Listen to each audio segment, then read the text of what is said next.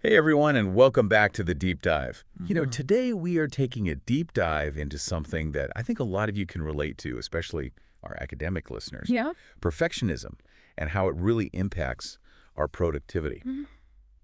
We're looking at this awesome blog post today called Productivity Hacks for Academics. Oh, this is a good one. It is. And one of the things that really stood out to me right off the bat was Oh, yeah. What's that? the focus on self-compassion. Right.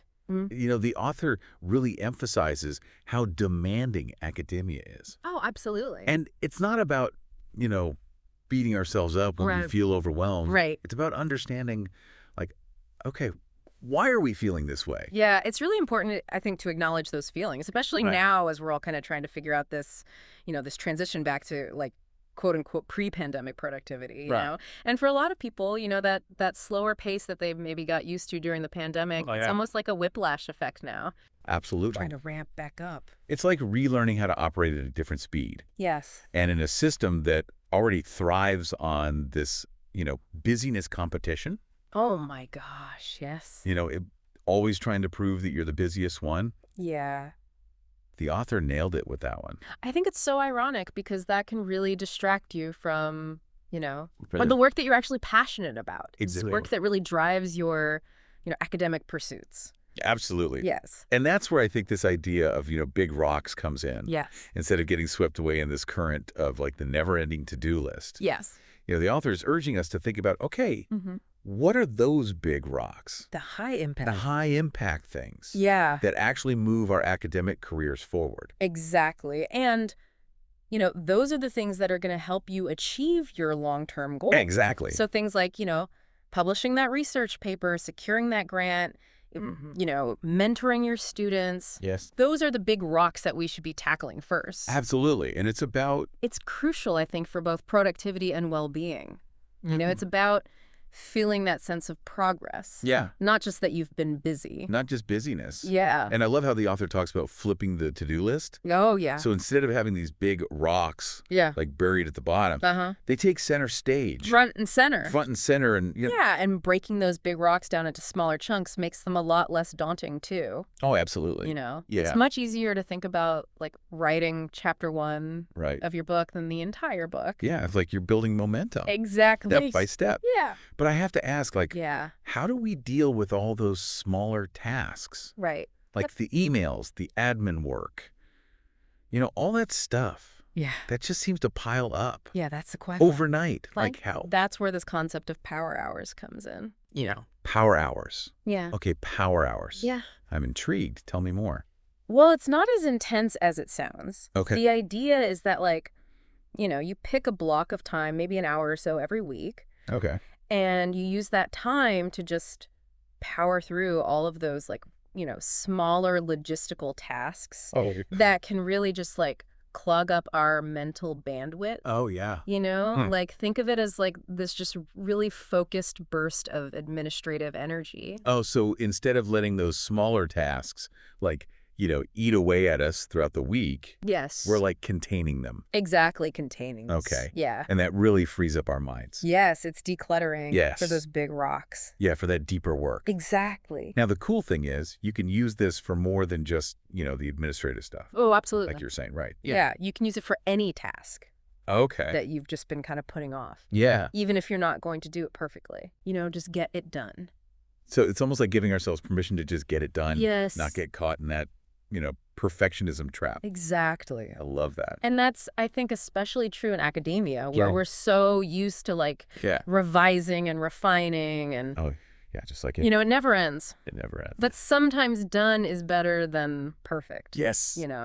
And just having that draft, Yeah. even if it's rough, Yeah. it's a huge step. Absolutely progress, not perfection. Right? Yes. Speaking of progress, not perfection, Yeah. there was another technique that the author mentioned What was that? that I really liked, and that was dedicating just 30 minutes a day Oh, yeah. to a specific task. I love this one. Yeah. There's actually a reason why techniques like the Pomodoro technique are so effective. Right. Like our brains, they're not designed for sustained focus for hours and hours. No, we can't. We're meant to go through these cycles of high focus, and then rest. So it's really about kind of working with our natural rhythms, Right. and giving our brains that break. Yeah. That's how we actually get more done. I actually used this when I was writing my dissertation. Oh, wow. And it was amazing, like, how much I could get done in those 30 minutes. Right? Like, you're tricking your brain Yeah. into thinking, oh, it's just a small task. Exactly. And then, boom, Yeah, and you've made so much progress. yeah, you've made significant progress. It really helps prevent burnout, too, Oh, absolutely. which is really important in academia. Oh, my gosh, yes. Yeah. Especially with, These big projects. yeah, those long research and writing projects. Right. And then, along with that, the author talks about reset days. Yes. Now, this sounds So important. and very much needed Especially, for all of us. yeah, in academia. Yeah. Where there's just this constant pressure to produce. Yes, always. Always on. And so a reset day is all about, like, hitting pause. Okay. And prioritizing self-care. Okay, so what does that look like? Like, what do you do on a reset day? Well, it could be spending time with loved ones. It could be engaging in hobbies. It could be, going for a walk in nature. Just something to disconnect from that academic world. So it's a full day off? Is that what we were talking about? Ideally, yes. Okay. A full day where you can really just unplug. Mm-hmm. But I know that's not always feasible. Right. So even if you can incorporate, like, mini reset activities throughout the week, Okay. things like taking a walk, listening to music meditation, Yeah. those can all have a huge impact on your well-being. I love that. You know- It's a good reminder that self-care is not selfish. No, It's actually essential for being productive. absolutely. And then finally, the author reminds us about ongoing reflection. Yes. It's not about finding the perfect system No, and, like, sticking to it, not at all. no matter what. It's about being flexible because what works for one person might not work for another.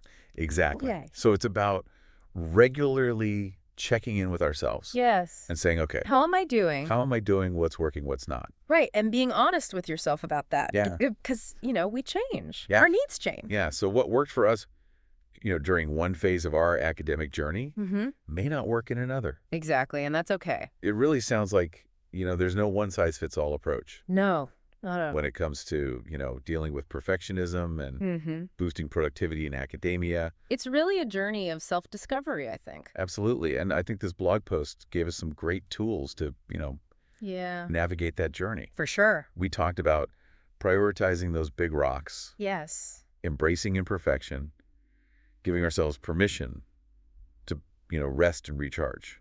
Yes, absolutely. We explored some really practical strategies, Yeah. like flipping our to-do lists, Mm-hmm. power hours. Yeah. Those 30-minute bursts Yeah. for making progress. Really important stuff. And, we can't forget about self-care No. and reset days. Those are crucial, Yeah, to combat that burnout. especially in academia.